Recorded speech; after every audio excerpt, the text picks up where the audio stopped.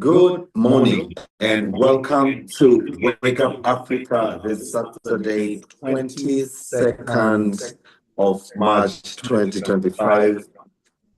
Coming live to you all the way from Dar es Salaam, Tanzania, and I'm delighted to have this session with you this morning. Believing that we are all up, alive, and kicking, I would like to first and foremost thank you all for being with me this morning.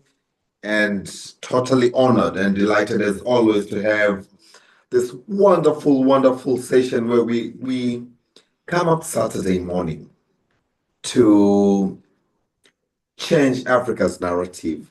Why do we want to change Africa's narrative? We want to change Africa's narrative because out there in the world, outside Africa, people speak of, allow me for lack of better word, of people speak ill about Africa.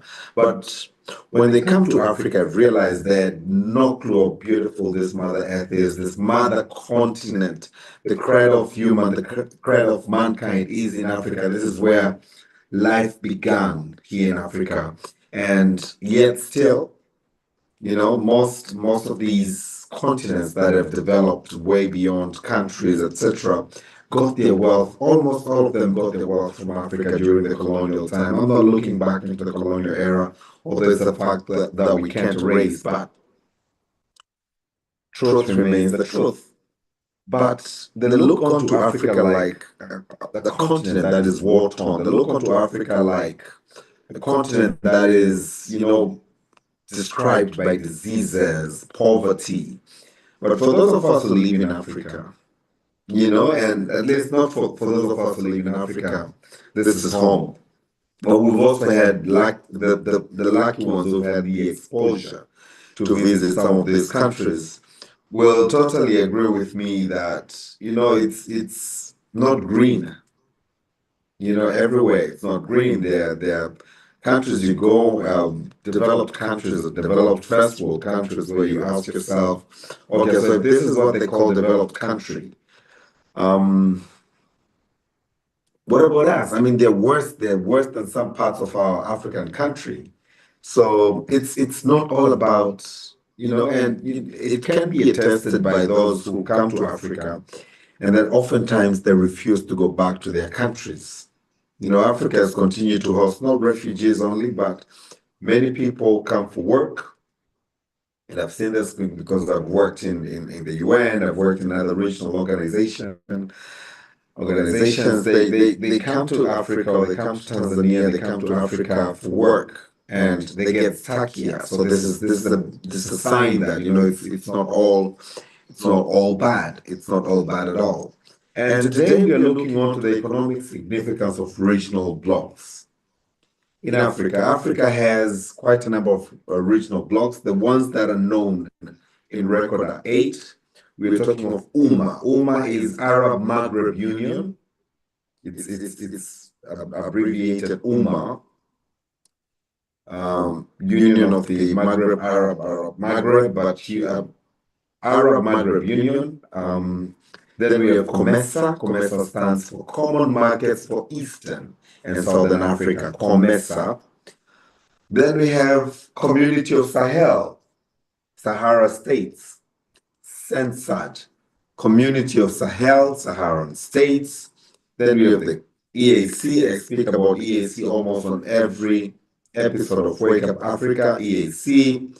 Then we have ECAS. ECAS stands for Economic Community of Central African States. ECAS, Economic Community of Central African States. Then we have ECOWAS. ECOWAS is Economic Community of West African States. So we have Central African, that is ECAS, Economic Community of Central African States. Then we have East African Community. Then we have ECOWAS, which is Economic Community of West African States. But we have IGAD. IGAD is Intergovernmental Authority on Development. Intergovernmental Authority on Development. Then we have SADC, Southern Africa Development Community. Other than these 8 that I've just mentioned, we all have our very own African Union.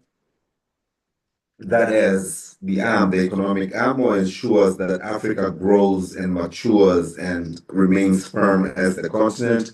We ratified recently, not in the recent past, the African Continental Free Trade Area and very many other more. So these are mainly economic communities. They're called RECs, regional economic communities.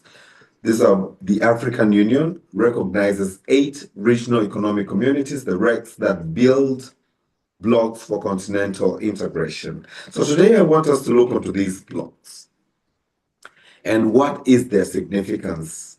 Why is it that we have these regional blocks, yet not much is happening in Africa?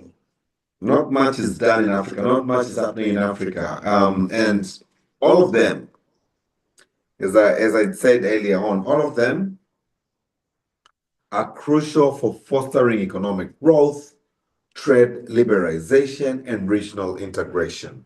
So we have the RECs, regional economic blocks, or we have the RECs, regional economic communities, and they're meant, or they're designed, they're formulated so that they can foster economic growth, first and foremost, most economic growth. To start with, and I always like to cite this as an example, America and Mexico trade more than intra-African states. So the RECs are crucial for fostering regional economic growth. But again, trade liberalization. What do I mean by trade liberalization? There's a lot of trade, we say imbalance of trade, because we have a lot of import than export. Now,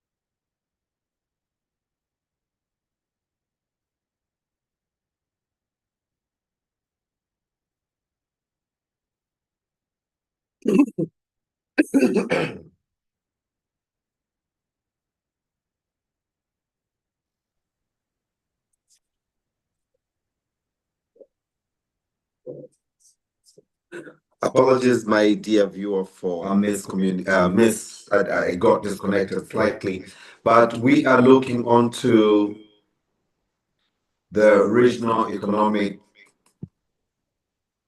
communities, the RECs in Africa, and the economic significance on this